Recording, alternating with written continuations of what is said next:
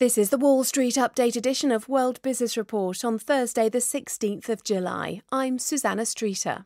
Cash starts to flow into the Greek financial system, but who should pay for rebuilding the economy? The rich people should not be given any special tax treatment, especially at a time when the majority of the people are suffering and are being called to pay the big price for the restructuring of the Greek society. African nations express anger at multinational companies avoiding tax. It's particularly multinational companies, unscrupulous multinational companies, finding loopholes in the system to shift profits from the region where the economic activity is happening to areas where they are paying zero or very minimal tax. Plus, new hope for the world or a dangerous deal for the Middle East? We hear from economist Owen Seltzer on Iran's nuclear agreement. There will be a nuclear Iran astride the Middle East, determined to destroy Israel, and an enemy, a really important enemy, of Saudi Arabia and the Gulf states. That's all coming up. After a financial drought, the tap is being turned back on for Greece. It's a slow drip, but the European Central Bank said today it will increase emergency funding for the first time since June. It means banks are going to reopen on Monday. And more crucially, Eurozone ministers have agreed to give Greece a €7 billion bridging loan to keep its finances afloat until a bigger third bailout is approved. The group of finance ministers said the country has now done enough to enter formal negotiations for funds to see the country through the next 3 years. But in the last few hours, it's also emerged that the International Monetary Fund might not take part in that bailout initially. The BBC's economics correspondent Andrew Walker told me there's relief that some money will now come through, although it's certainly not going to flood back into Greece. The amount that the ECB has authorised is another €900 million for a week.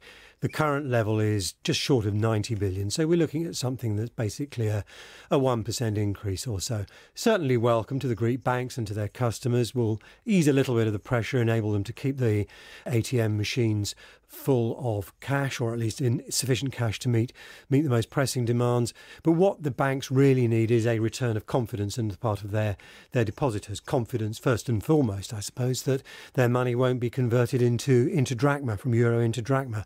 And if they do believe that Greece is going to stay in the Eurozone, then I think you could see some of that confidence beginning to come back and people being a little less anxious to be paid in hard cash and to get as much cash as they can out of the wall. So do you think confidence will be given a boost by the fact that this €7 billion bridging loan has now been agreed? It's got to be formalised tomorrow, I understand. But do you think that will give those customers confidence? Well, it certainly adds to this picture of the government finances being put back onto a path that should be reasonably sustainable over the coming months and perhaps a few years. But there are still these much bigger questions that the IMF has been raising very loudly about whether they are sustainable for the long term and whether Greece needs debt relief. But we've just heard in the last few hours that the IMF perhaps might not take part in the bigger bailout further on through the negotiations. Well, this is a view of the IMF that has been attributed to it by the German Finance Minister, Wolfgang Schäuble, in a letter he's written to the German Parliament.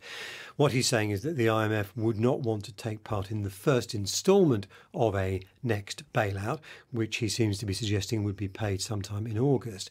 The IMF, he says, would then want to review the position after the first full review, which would be in the autumn of this year, he says, and also after reconsidering whether it thinks the Greek government would end up from the process with a sustainable debt burden. It might be willing to take part on a basis of a favourable judgment at that stage, as I understand what Mr. Schäuble is saying.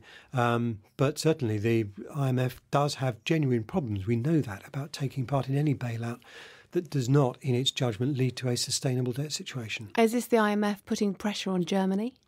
Yes, I think it is. And it's really striking that, in a way, the way this matters is not so much about the financial aspect, because I would have expected the IMF's contribution, if it does make one, to be quite small. But politically it matters because it's important for Chancellor Merkel that she be in a position to say to the German Parliament, look, this plan has the backing of the IMF. And if she does not have the benefit of that judgment from the IMF, it means that I think she'll have an even rougher ride getting it through the German Parliament. And that was the BBC's economics correspondent Andrew Walker. Well, our reporter Joe Miller is in Athens. I asked him what the mood is like there now.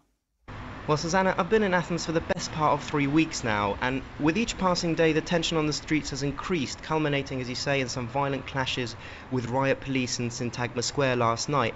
But this afternoon there's a palpable sense of relief in the air, not because people are necessarily in favour of accepting the bailout deal which passed through Parliament in the very early hours of the morning, because remember just a week and a half ago 61% of Greeks voted against a less harsh deal.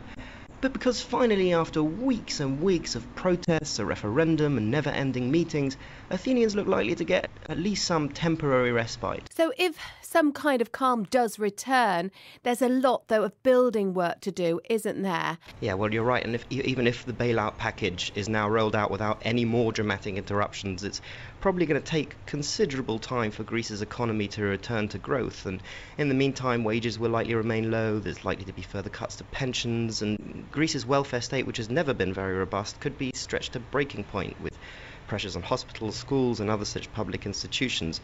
Some assistance will now come from Greece's creditors, but there are those that argue that more can be done within the country by redressing the great imbalance between the wealthiest in Greek society and the less fortunate. And one such person is Andreas Dracopoulos of the famous Niarchos family, headed by Stavros Niarchos, which some of our listeners may remember as one of the golden Greek shipping magnates of the 1950s, along with Aristotle Onassis. And I went to speak to him at the headquarters of his charitable foundation in central Athens.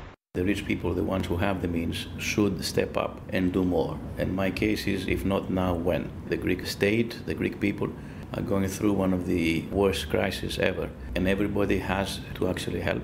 Is your call then to tycoons that they should step in until the state is up and running? Because some of the programs that your foundation runs include social housing and food and many programs that in other countries are part of social welfare. The state now is having serious difficulties. I think philanthropy has to step up. I'm frustrated that the ones with means should come in and help more. It's all very well calling for more philanthropy from Greece's tycoons, in particular shipping tycoons, but some would say if there is such an imbalance in society, an ever-increasing gap between the rich and the poor, surely it's the state's role to enforce proper taxation on the richest in society to help the rest. And famously, the shipping industry has a tax break that's written into the Greek constitution. The rich people should not be given any special tax treatment, especially at a time when the majority of the people are suffering and are being called to pay the big price for the restructuring of the Greek society. Everybody has to pull in their own weight. And I think, yes, in my opinion, the whole situation is unfair. The taxes for the shipping should be adjusted upwards. And that was Andreas Dracopoulos of the Stavros Niarchos Foundation there, talking about how philanthropy could help Greece. But while social institutions do need propping up here, there's also a desperate need for businesses to be given some help to kickstart the economy, and jobs are increasingly difficult to come by. Half of those under 25 are still out of work. But there are some bright spots in the Greek economy, especially for young people with innovative ideas. I went in search of some of them. So we're walking inside a really cool air-conditioned open-plan space. So one young entrepreneur working on a small business here is Daphne. Daphne, what do you do here? We've developed a mobile application that is used as a tour guide app for cultural spaces and city walks, and say stories about them. Tell me a little bit about the community of startups in Athens. Is there a sense of camaraderie? Do you all look after each other? Yes, especially at these times. There's this site which is called Zero Fund. They created this fund in order to help Greek startups pay their bills with with Americans and stuff like that they can't right now do via their e-banking system. But getting hold of investment money is still an enormous challenge for small businesses in Greece. Yet some investors have sensed an opportunity. I'm George Ziralis. I'm a partner and co-founder at Open Fund. We started Open Fund about 5 years ago when we realized that a small community that has been created, a small community of entrepreneurs, was facing some very specific problems. The lack of any kind of capital and also the lack of advice from people who have done similar stuff. We've been very lucky to experience a very fast growth of the local ecosystem. more and more people are currently willing to quit their jobs or to pursue their dream rather than, spending more years in university. And that was Joe Miller in Athens reporting there. You're listening to World Business Report from the BBC World Service with me, Susanna Streeter. Let's find out how the financial markets have been faring. I talked to Giri Cherukuri from Oakbrook Investments in Chicago, who told me more about changes at PayPal. Tomorrow, eBay and PayPal will be officially two separate companies. For a long time, they're combined because they're very complementary, because a lot of people on eBay use PayPal to make their payments. But now the consensus is that eBay is holding PayPal back because the payments market is a huge market.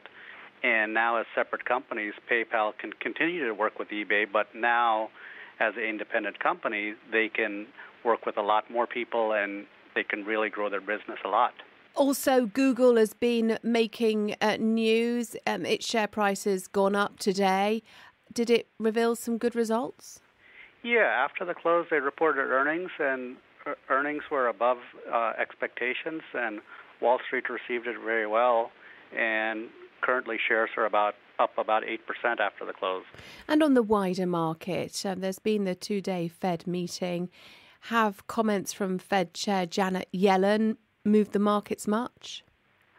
Just a little bit, but I think the main thing about Yellen's comments is it's more reducing uncertainty, and it's now becoming pretty certain that the Fed is going to raise rates this fall, most likely September, but maybe December. But I think that's the biggest news, that barring any foreseen circumstances, Fed will raise rates this fall. And that was Giri Cherukuri from Oakbrook Investments in Chicago. So the latest numbers on Wall Street, the Dow was up 0.4% at 18,120. And at the end of the day in London, the 100 share index was up 0.6% at 67.96. You've been listening to World Business Report from the BBC World Service. For more news and analysis, download Business Matters, our daily hour-long mix of current affairs and debate, published at breakfast time in Asia and Europe. We debate key trends in the worlds of work, politics, technology and the environment. Find it at bbc.com/podcasts. You can also follow us and get our latest audio at twitter.com/BBC World Biz and talk to us on Facebook at facebook.com/BBC Business.